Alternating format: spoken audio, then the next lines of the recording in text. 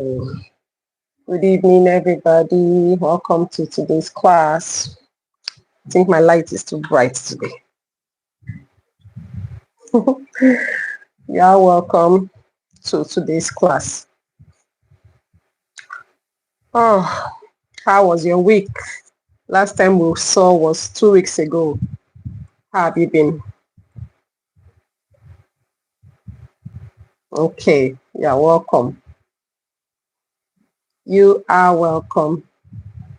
So today we are going to be starting a series I call the Regulate and Respond series.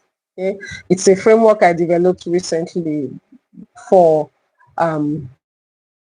dealing with young adults, teenagers especially. Okay? I know that a lot of parents struggle with trying to get their teenagers to be responsible, to comply with discipline and rules in the house and stuff like that. So the Regulate and Respond framework is basically a structure that teaches you how to better deal with your teenager in order to raise them to be who we want them to be. I always say that the goal of parenting is to raise independent children who can be responsible enough to make right decisions even when you are not there. So the Regulate and Respond framework is a structure that takes parents through series of steps and strategies that can help you, that can equip you with what you need to raise independent children whom you will be proud of. So you're welcome. If you are here, help me share. Help me remind, tell others that we are live now so that they can also join the session. Okay? We'll just give them a few more minutes and then we dive in. So like I have said, this is the first of a series. So if you want to get the most of this, you have to subscribe and ensure that you get the notification when next we come on live. So I want to start with something very honest, okay? Most parents of teenagers are not failing because they lack love. No. So sometimes you look at yourself and you're wondering, where did I go wrong? How come this child is not listening to me? Why has this child become so rebellious? You look at your 13-year-old and remember when they were 6, 7, how sweet they were. And suddenly they are 13, 14, 15 and they are unrecognizable, and then you are wondering, where did my sweet child go? Your sweet child didn't go anywhere. That sweet child's brain is changing, is adjusting. And if you don't also change and adjust to their process, you begin to have these power struggles, this worry over the fact that your child seems to be changing in your, presence. And most of the time, you don't even know what to do about it. Okay, so you're not failing and you're not lacking in love. All right. I believe very much that the reason why most parents get overwhelmed is because we are not equipped with the right tools. I always say that if you want to be a doctor, you go to school for say 6 years or more. You want to be an engineer, you go to school for 5 years. You want to be a psychologist, you go to school for put together, let's say 9 years, but you want to be a parent and there's no school for it. You want to be a spouse, there's no school for it. So that is where the challenge is. We are not equipped for the work of parenting. So don't look at yourself and feel like, oh, I'm failing because the child is no longer listening to me. No, just focus on learning and relearning new tools and strategies that would help you position yourself to be a better parent for your child. All right. Teenage years can feel very loud. You're welcome, boss lady. Your children begin to be rebellious. All right. They begin to be very unpredictable. 1 minute they are happy and, at home with you. The next minute mood swing has set in and you're wondering what's going on with this child. They are also trying to understand themselves. Okay, so instead of asking where did my sweet child go, I think that we should rather begin to focus on what am I doing wrong? How do I meet this child where they are in order to be able to, bring them to where I want them to be. Boss lady said, I'm facing the same challenge right now. Don't worry. This class is going to equip you with the tools and the strategies you need to be able to raise your child, your teenager especially, the way they should go. All right. But it's not a one-off thing. You have to stay in the class. You have to practice what we are going to be learning here. And then give yourself some time and give the child some time. You will both adjust to the new strategies or the new styles of parenting that we are going to be here. Okay. The truth is that your teenager did not disappear. They didn't go anywhere. Their brain has changed. And this change is a continuous thing. So I can even say their brain is changing. So if you want to follow your teenager the way you followed them when they were 6 or 7 years old, you would likely lose them. Okay, they are at in the teenage stage, their emotional intensity increases, and then most parents were not trained for that shift. When they were 7, you say drop that cup, they drop it. You say kneel down there, they kneel down. Now they are 13, you say drop that cup, and they say why. This transition, most parents are not trained for it, so it catches you off guard. Like, why is this child being rebellious?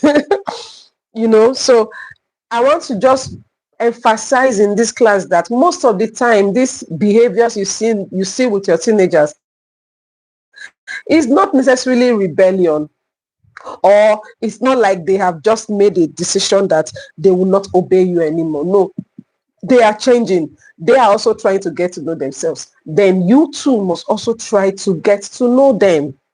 So today we're not talking about controlling teenagers. No, we are talking about your emotional leadership. Many times we say, these children are just so stubborn. These children don't listen. We have created a culture of blaming the children instead of evaluating our own selves. What am I doing wrong?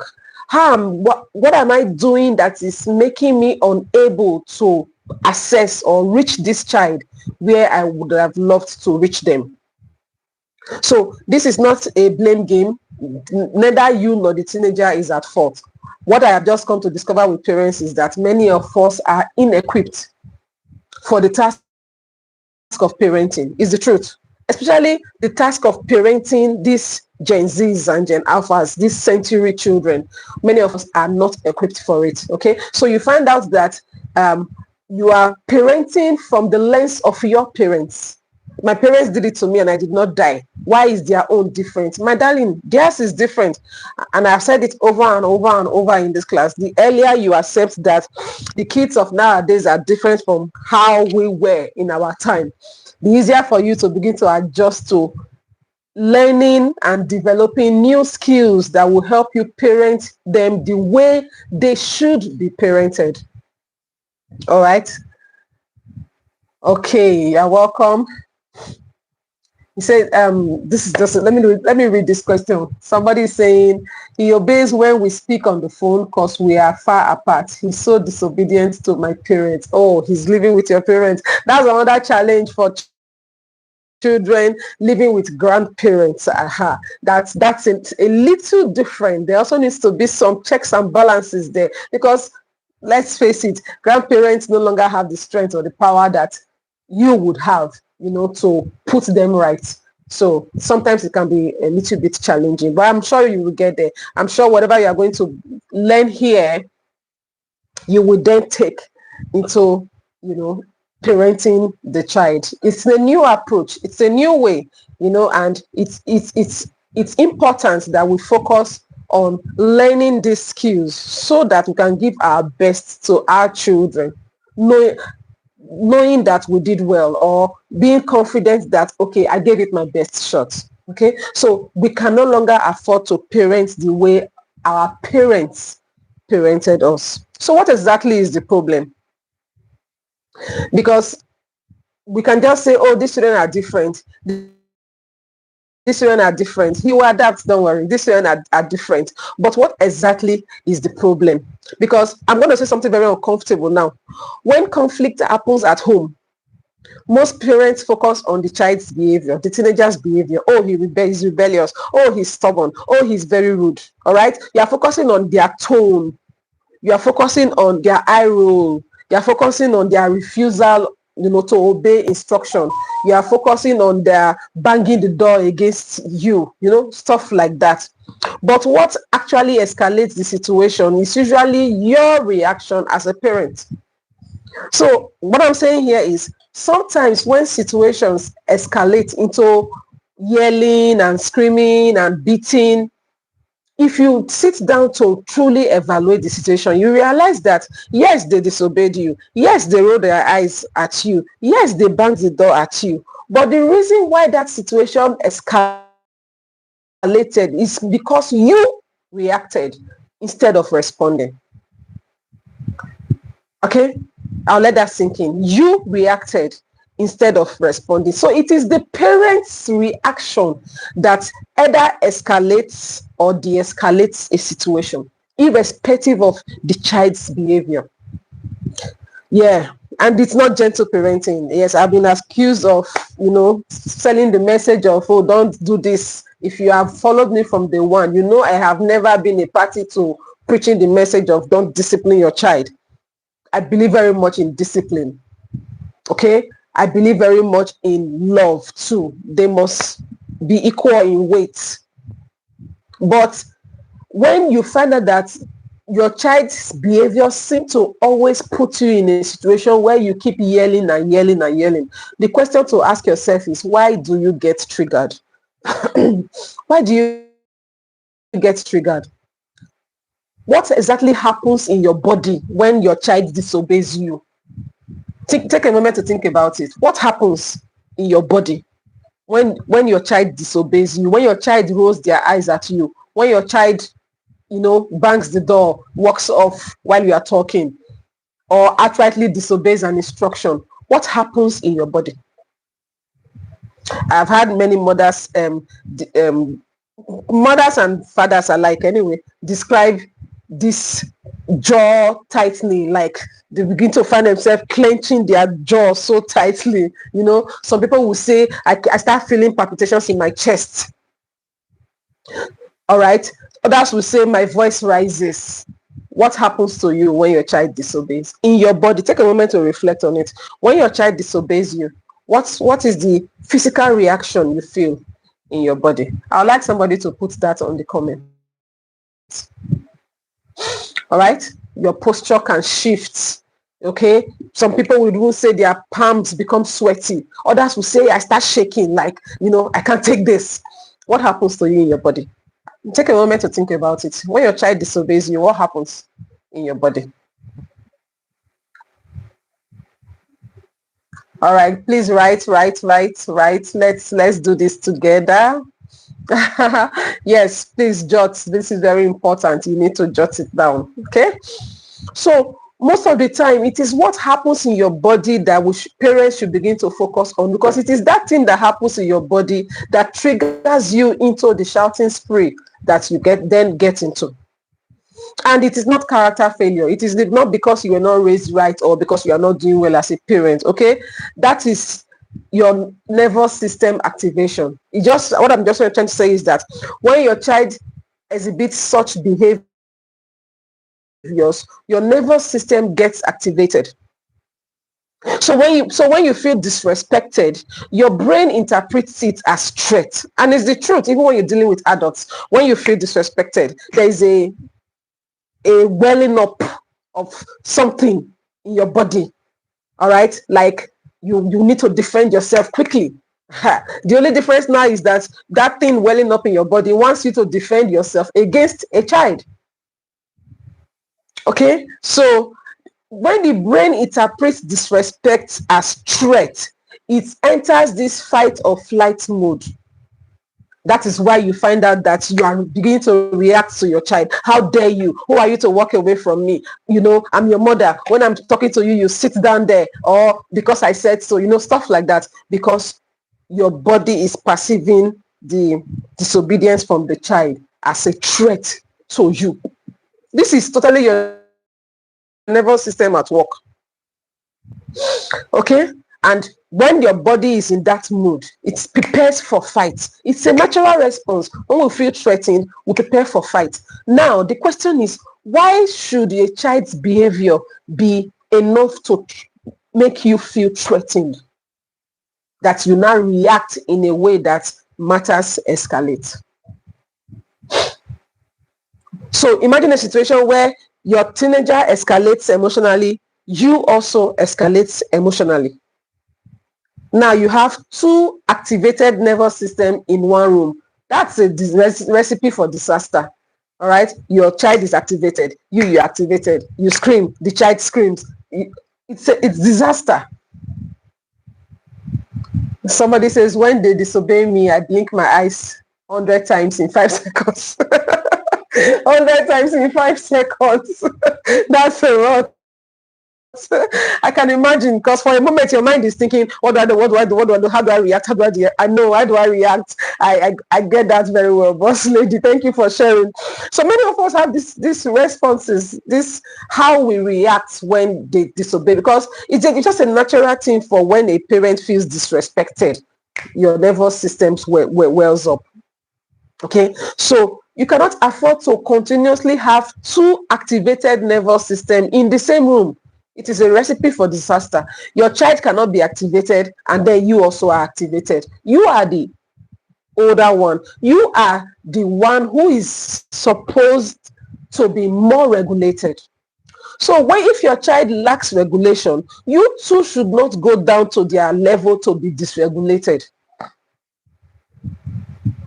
Okay? So when you have two nervous systems activated in a room, there's bound to be shouting and screaming and disrespect and insult. All right. So the problem is not a problem of discipline. The problem is a problem of collision. You are colliding at the wrong time. And when you are not regulated as a parent, you cannot regulate your children. I hope you understand what I mean. When I've said it in this class over and over.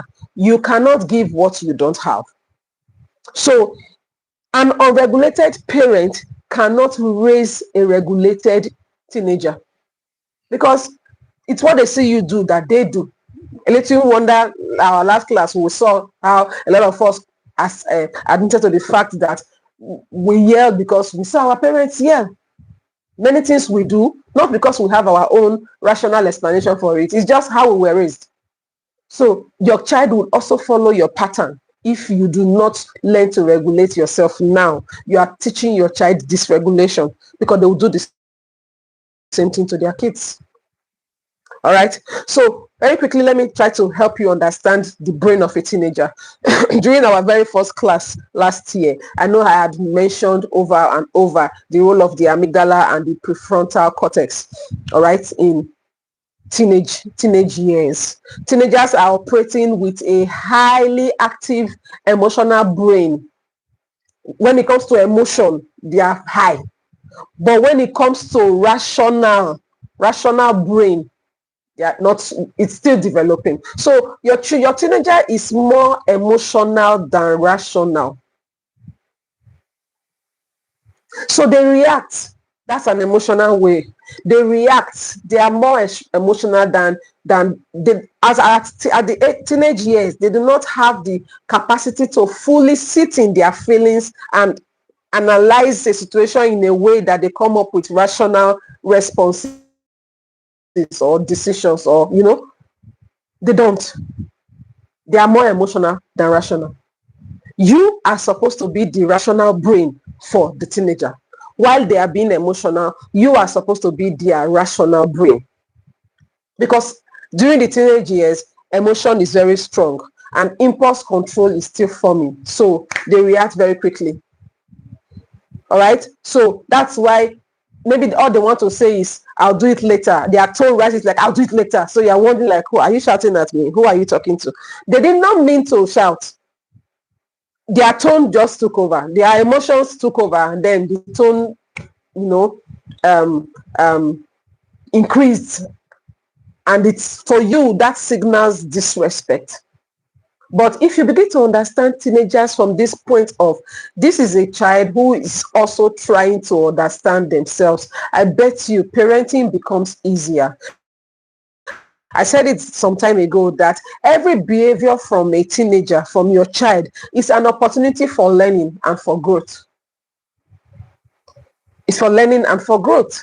So instead of rushing to correct a behavior, first take time to pause and understand the behavior. What is this behavior telling me about this child? Or what is this child telling me with this behavior? All right. So when you try to correct behavior in the middle of an emotional activation, you are speaking to a brain that cannot process reason.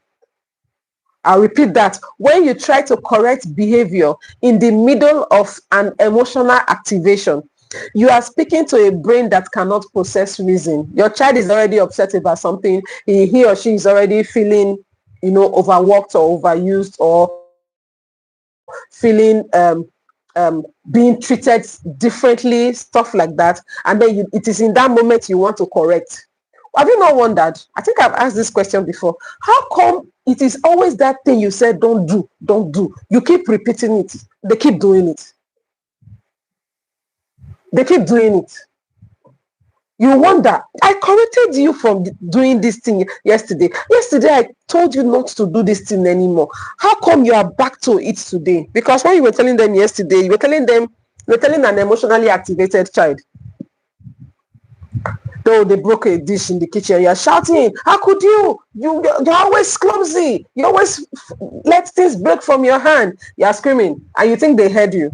And I've asked you before, if somebody talks to you, let's say a boss in the office or a colleague, or even your spouse wants to talk to you and they are shouting, are you hearing them? Many of us tune off. I do. I tune off. I don't hear you. Okay? In my head, if you cannot talk to me calmly, then you are not talking to me. So imagine you correcting me in that situation when I'm not even hearing, because I've zoned out from you. That's how it is with many children. They so zone out from you when you are shouting, because that is the only way they can protect themselves. And you think because you have shouted, they have heard what you are saying. You see where the dilemma is. They didn't hear you. You assumed they heard you. So when they repeat the same behavior tomorrow, you are baffled, like, I just corrected this thing yesterday. Auntie, uncle, you didn't correct. You just shouted. They didn't hear you. Okay? So please, let's take note of that. When most parents are trying to teach during a storm, and when you try to teach during a storm, I mean, it's disaster now. Who's going to listen? Who's going to hear you? So when you correct during an emotional escalation, you are definitely not going to be able to achieve anything with that child, because they're already activated. So they're already in that fight or flight mood. So everything you are going to say is going to be a threat to them. So they shut down. They don't hear you. All right. So correction during escalation fails because learning requires regulation. You need a regulated nervous system. You need a calm body, a calm brain for learning to be able to take place. When everything is chaotic, mommy is screaming, daddy is screaming, child is crying, learning cannot take place because that atmosphere is not regulated. So I'm not talking about permissiveness or gentle parenting. No, I'm talking about your timing. Your timing. When you choose to do that correction is very important. And I always ask the parents in my one-on-one coaching sessions that this correction you want to make, did it have to come now, this moment? Could it have been possible that you waited 15-30 minutes and then called the child to your room and say, sit down, I want to talk to you? Is it possible that would have worked? What made you feel like because the child had done something, I need to jump in immediately and correct that thing? Do you think that your children not even have the capacity to by themselves self-evaluate and know that this one I did, so I messed up? So don't live on assumptions. All right. You must be conscious to meet them where they are and seek to understand the rationale behind their behavior. Why do you act the way you do? Instead, before you rush into changing that action.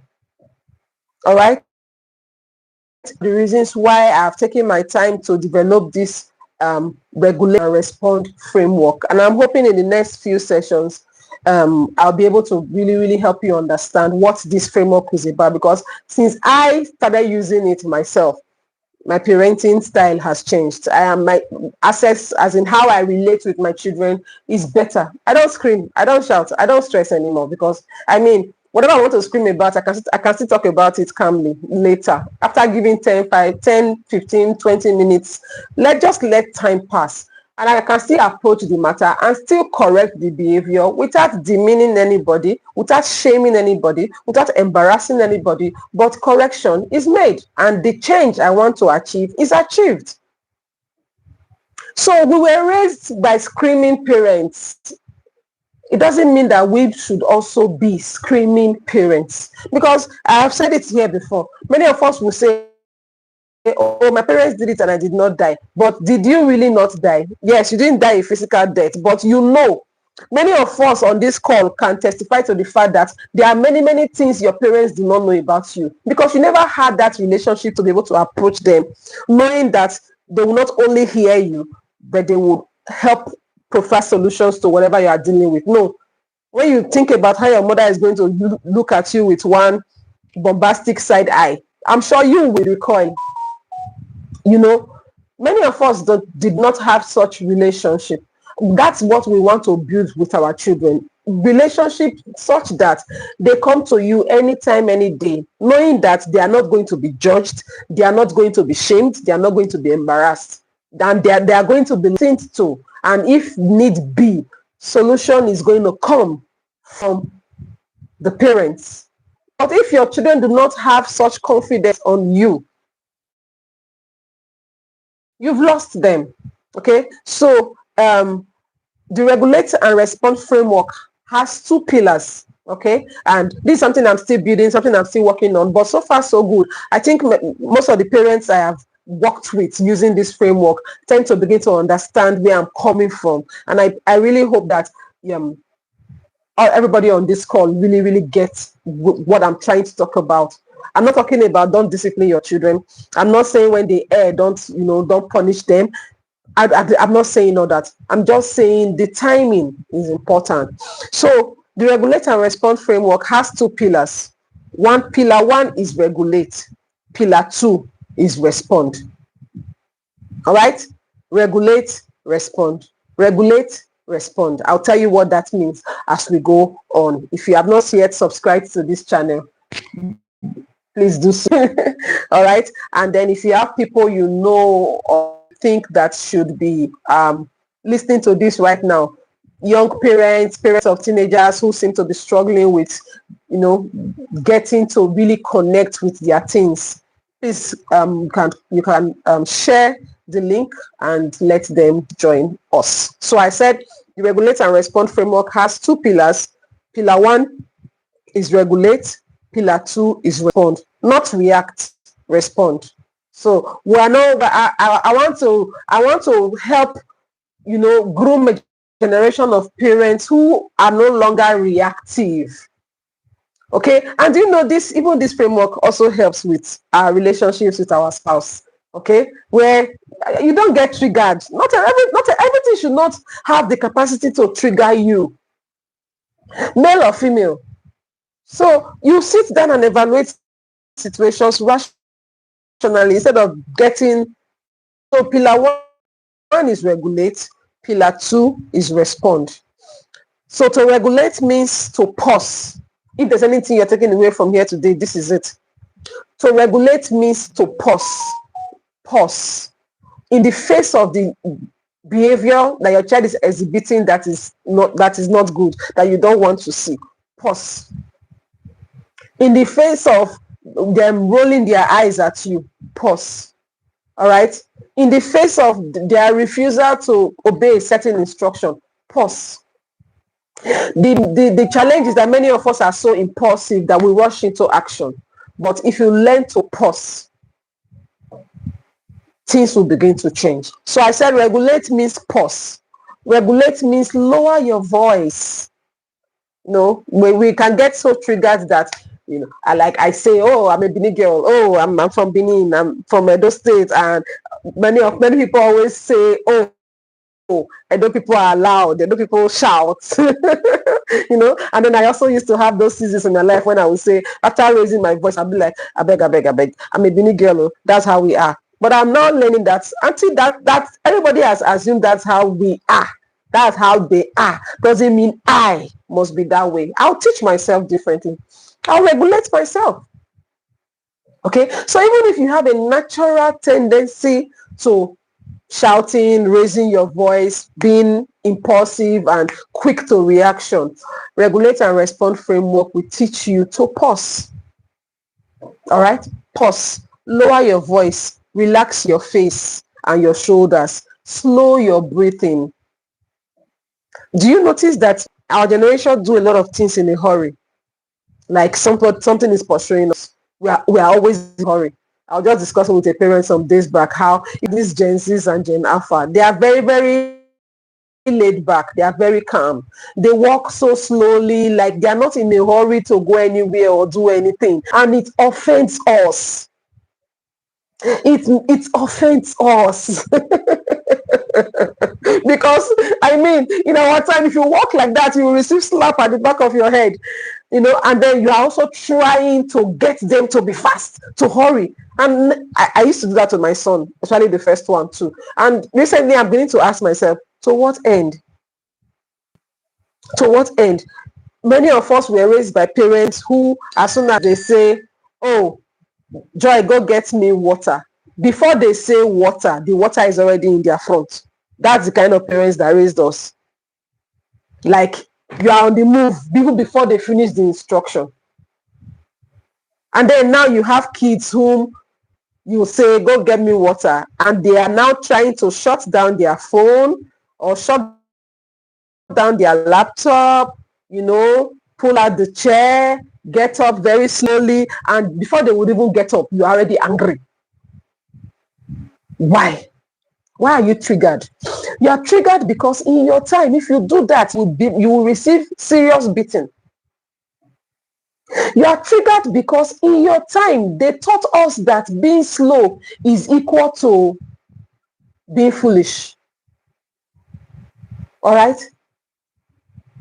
In your time, they taught us that being laid back, taking your time to process something before you respond was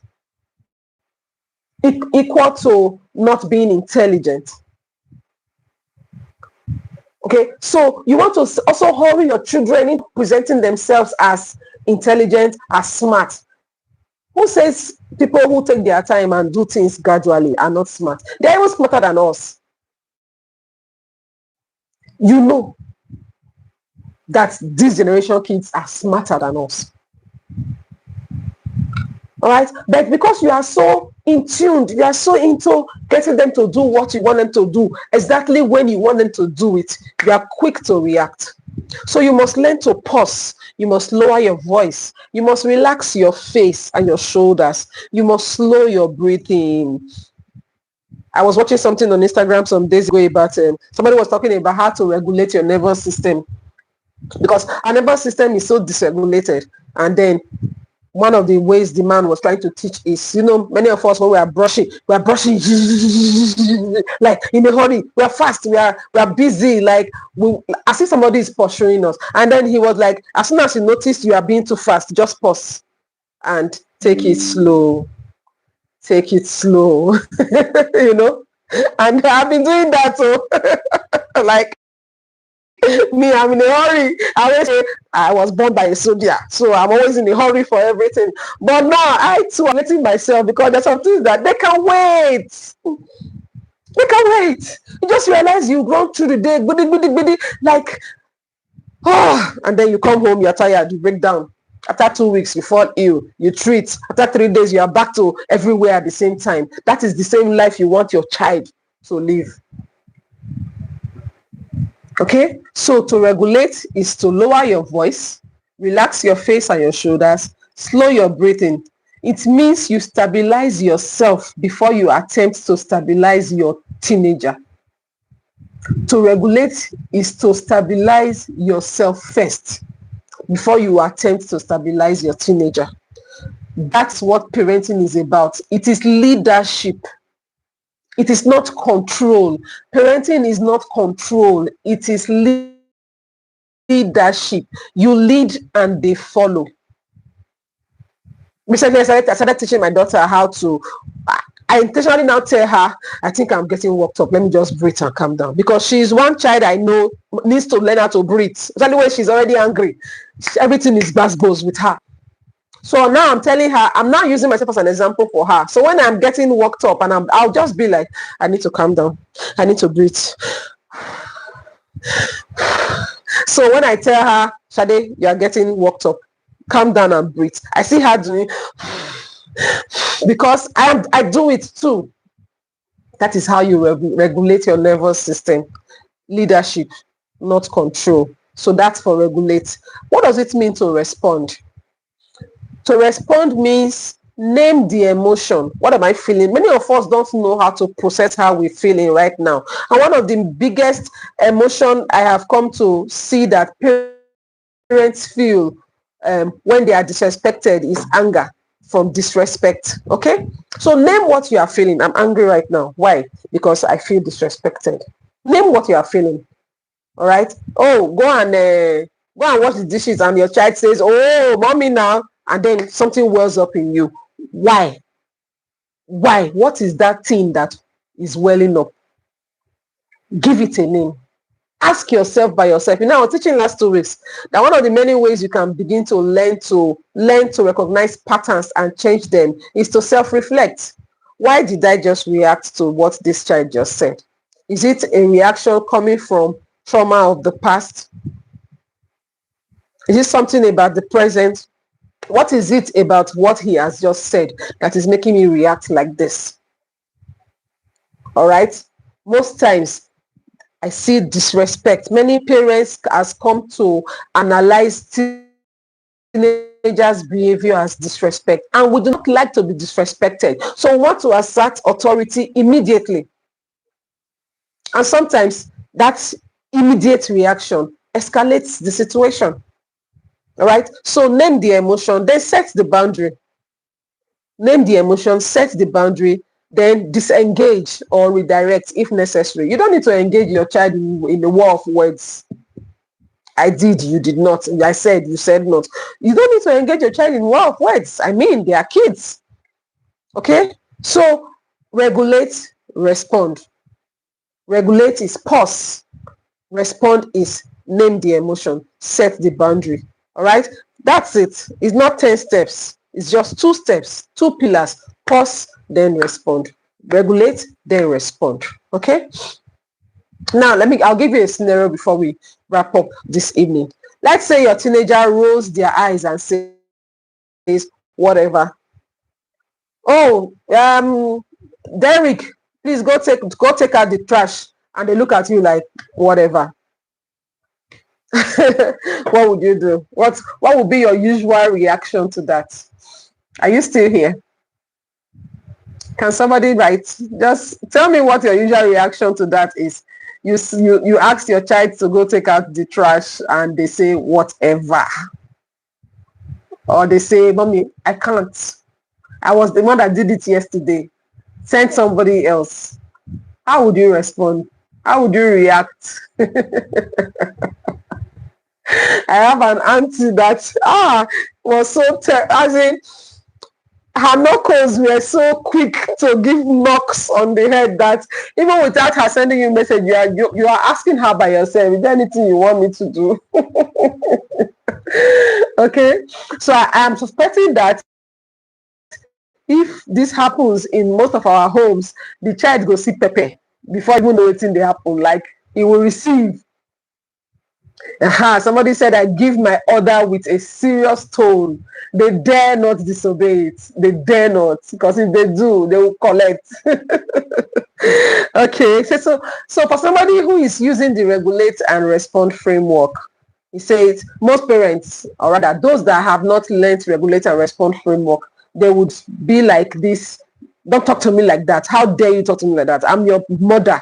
Who are you? In short, I'm going to send you out of my house. You know, they go into the whole escalating behavior and emotions thing. All right. But what happens will now be arguments, power struggle, emotional damage. Okay. And one thing you do not want to engage in with your kids is power struggle. The power, how do I put it now? The authority in the house should be so clear that they won't even dare try to struggle power with you. Okay. But when you are constantly being dysregulated, you are constantly the one throwing tantrums. You're constantly the one shouting. They have not gotten so used to your shout that they're in their head. Auntie, shout and go. Uncle, when you finish shouting, you will rest. A client of mine, 13-year-old, said to me some time ago, all my father does is shout. So most times, once it just starts, I just wait it out because he will soon rest. These are kids, real life story. So I just wait because he will soon rest. Another one said, once he starts shouting, even me that did the thing, he will not talk to me anymore. You go and face my mother. Tell her, my mother, hey, you didn't raise your child. Look at your child. As if he is not there to raising me. These are kids talking. Okay, so parents, they are watching you and they will likely begin to react to issues the way you react to. So if you teach them regulation, they become the better for it. They become better for it. You don't want a child who is going to be so offended driving on the road. Maybe a bus driver cuts in a very annoying way and they get so offended that they get into road race, start chasing a bus driver. I've had somebody had terrible accident like that because they couldn't regulate themselves. They were offended by a bus driver and then they started pursuing the person, even pursue and pass in your house. And then she had an accident. God helped her, but that car was totally wrecked. Because at that moment, you felt a need to prove that I am senior, I am better. I must not be disrespected. That's a dysregulated nervous system. And pausing before you respond is one of the very quick and easy ways to regulate your nervous system. Okay, so if you begin to shout and talk back at the child, all you are going to succeed in doing is getting into an argument, begin to power struggle, and then cause emotional damage to the child. But a regulated nervous system, a regulated parent will pause, will breathe, will lower their tone, and then we say, I can see you are frustrated. I won't accept disrespect from you. We'll continue this conversation when you are calm. Did you see me? I can see you are frustrated. I'm not going to accept this disrespect from you. So we'll continue this conversation when you are calm. Imagine talking to your child like that. They know that this woman means business. So, what happened? I'm sure the first few times you will try it, they will be shocked, like, is that my mother talking or is that my father talking? Because ordinarily what you do is shout, how dare you? Who are you? Come back here. Come and kneel down. Hands up. Close your eyes. Uncle, that is too plenty. That is you trying to force authority, trying to force respect. No. A woman says respect is earned, isn't it? It is how you react, how you pause and respond to these situations that makes them know that this person means business. So if they should dare raise their voice at you or roll their eyes at you, say, I do not accept disrespect. Okay? We'll talk about this issue or we will revisit this issue when you are calmer. And then you walk away immediately. I bet you they will be the one to come to you after 5 minutes and say, Mommy, sorry. I don't know what happened to me just now. It has happened over and over and over in my house. They will come to me by themselves to try to repair and paint the relation, paint the scenario as they did not mean disrespect in any way whatsoever.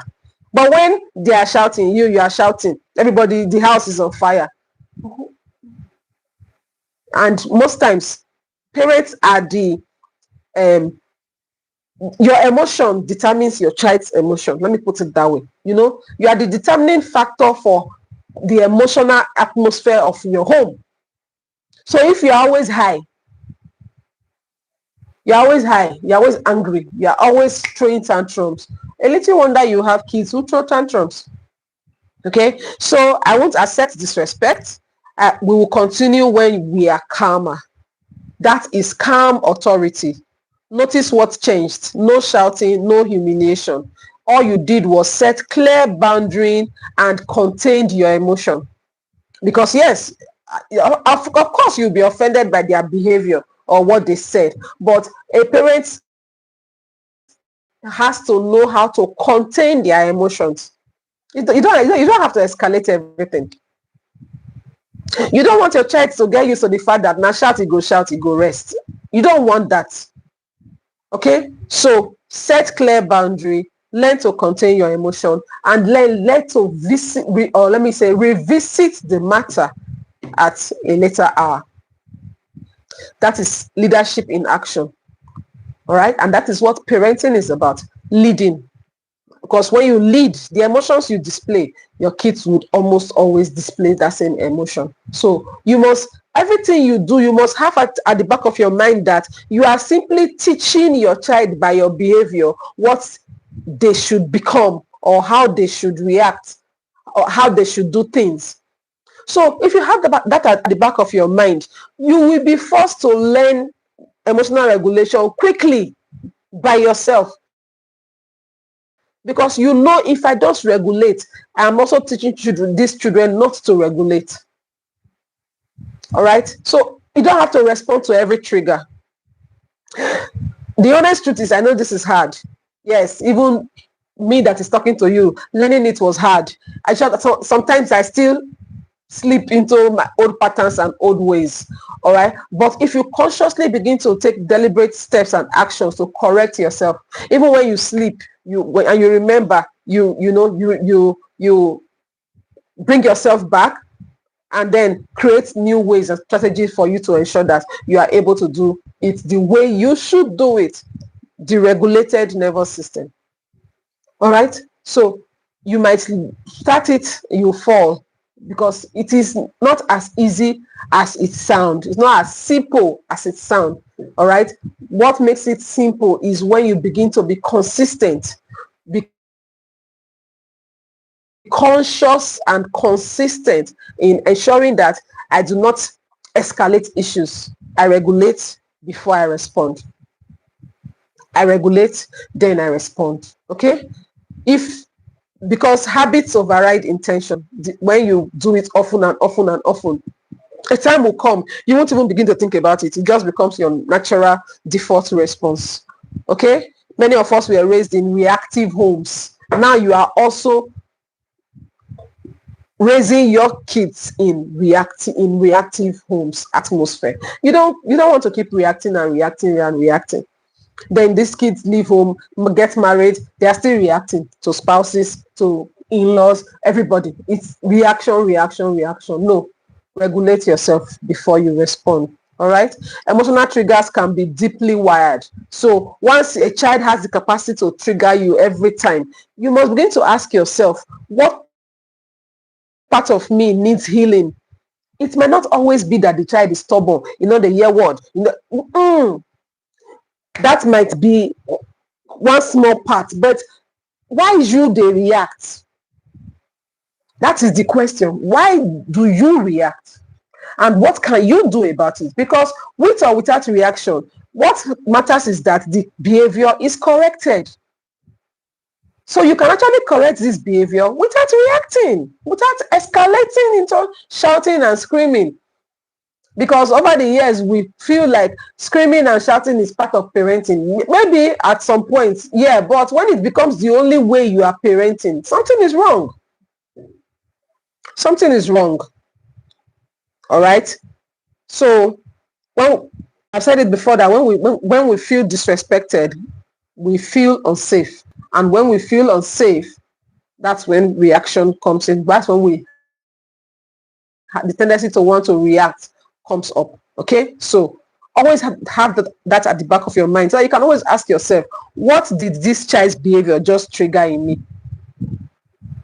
Because for many of us, if we don't get up in the first 2 seconds of being sent on an errand, it's disrespect. That's where we are coming from. So that is also how we now see our kids.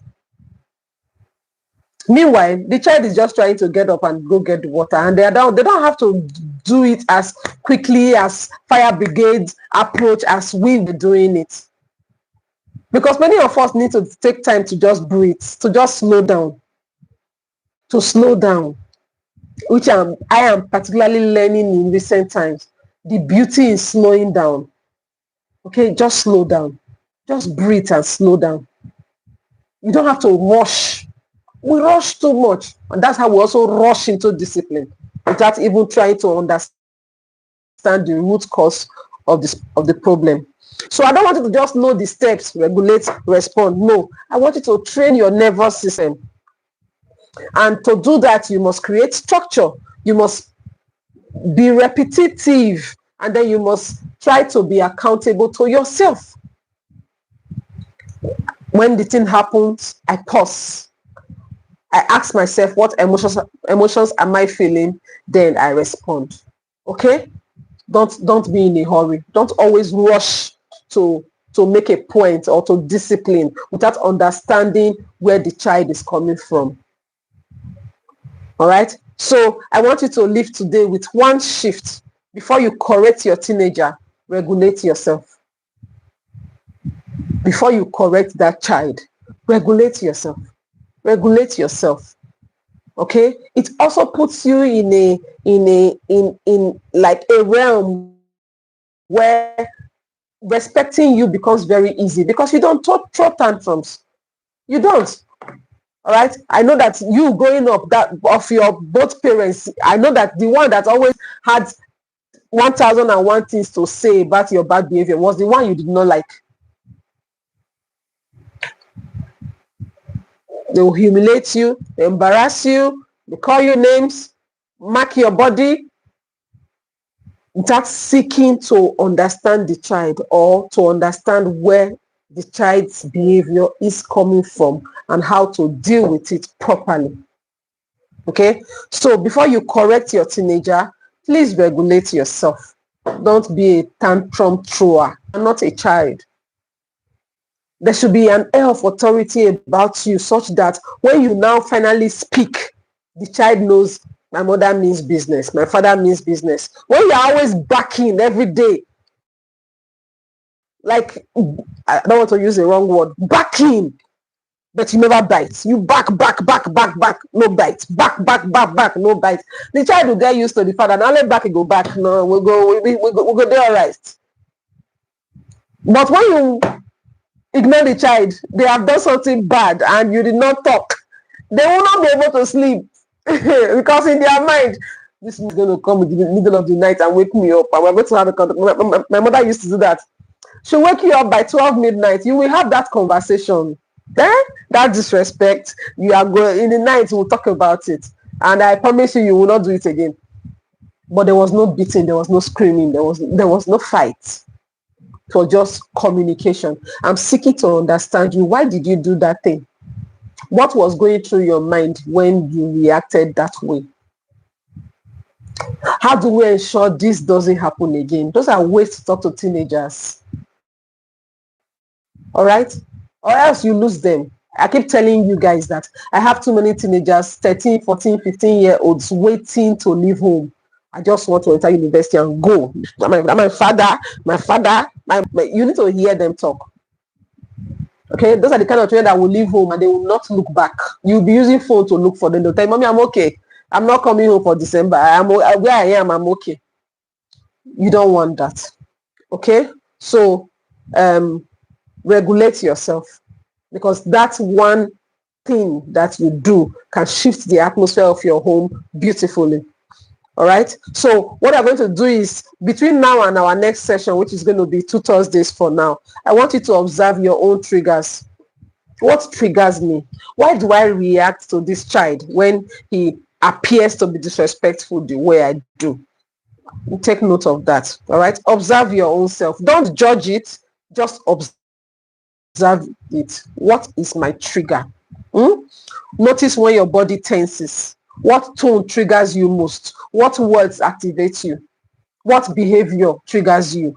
Notice such things and begin to put them down so that you begin to work on them little by little. Awareness is the first pillar of authority. When you know where your triggers are coming from, then you'll be able to actually do something about them. Because sometimes it might not even be the kids. It might not even be the children.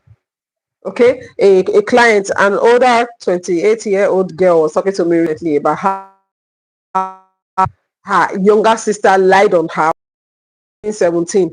Her younger sister lied about something that she didn't do. The sister said she did it. And the father beat her up, called her names, poured her kerosene. You know, it took intervention for the man not to light matches. And I was wondering, why so extreme? You know, but that's what happened. And then by the time the elder sister came, they discovered that what the younger one is accusing this particular one of doing, it was the elder sister that did it. Meanwhile, this one has been beaten up to the point of even being poured kerosene. And the father, till date, never said, oh, sorry, I'm sorry I overreacted. I've just been told that for your sister that did it. Instead, he said, when that one was saying, she's not the one, no, I'm the one that did it. Oh. They said she still described it that all she saw her father do was, no sorry, no apology, just beat the girl free of charge for what she not do. That is how people who are not regulated react to situations. And you don't want to be that kind of parent whom your child will hold grudge against for 18 more years because you could not regulate yourself. Children learn to respect regulated parents more. Parents that throw tantrums, children see them as fuck and go. Parents who are calm and approach a situation calmly, they have more respect from their kids. Try it and see. You thank me for it. All right. So I want you to take note of this. When does your body tense? What tone does your child use that causes that tension, that welling up from your spirit like you've been disrespected? All right. I want you to begin to create awareness. Okay. So in our next session, we'll go deeper into the practical application of the regulate and respond framework. All right. I would even bring up some scripts so that we can train with it, so that we can begin to learn to end the power struggles with our teenagers permanently, because it's really stressful. And for me, who is a mental health specialist, in therapy, I sit with young people a lot. And most of the issues they are now facing, substance addiction, you just realize that one of the factors that would have caused them to go into these vices is because there was no authority figure in the house that they could respect enough to tell their problems or worries to, or they were running from the house because they were tired of the tantrums that adults, parents were throwing at home. Okay, so please try to create an atmosphere in your house where your child, no matter what they do, no matter how you are even going to react, the child is confident that if I come to my mother, this matter, we will solve it. We will solve it. Not the one that wants to hide it from you because they know that all you do is scream and shout and nothing gets done. We want parents who are different, who do things differently and raise children who would also be different in the society. I keep telling some of my friends that it go pay me, it go pay me where we're saying, after me, don't by myself raise my children, where you will not raise your own. They go jump. It go pay me. So I need all of us to raise our children well, so that when they meet themselves, it will be a regulated atmosphere. All right, not one person who has healed from trauma or who did not carry trauma from parents because the parents were regulated, now goes to jam on that person who had an unregulated atmosphere. Then they will jam, they'll go marry, wahala go start. So please let us raise our kids well. Make it for not paying me. All right, so next week we'll go deeper into the regulate and respond framework. What you should know is that you do not need to shout to lead. Good leaders are not shouters. You don't force people to obey you. All right, what you need to do is regulate to lead. When you are regulated, you become a good leader. And we'll continue this in part 2, which will be in 2 Thursdays from now. So if you have any question, you can please leave it on the YouTube comment section, or if you are on the WhatsApp community platform, you can also leave your questions there. So if you know you have gained something today in this class, could you just help me write anything you got from here today in the next 2 minutes before we go? Did you learn anything? Can we type fast? God bless you. Sarah says true. Did you learn anything today?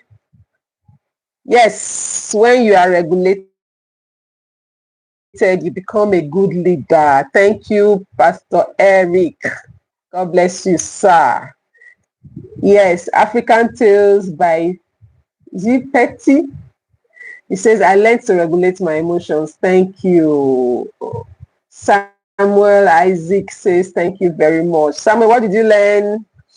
You must learn to regulate. Pause before you respond. Your children are not your mates. You don't fight them and throw fists like you are dealing with your mates. Learn to regulate before you respond. So thank you everyone for joining this session. God bless you and have a wonderful, wonderful night sleep. I'll see you 2 Thursdays from now. Bye.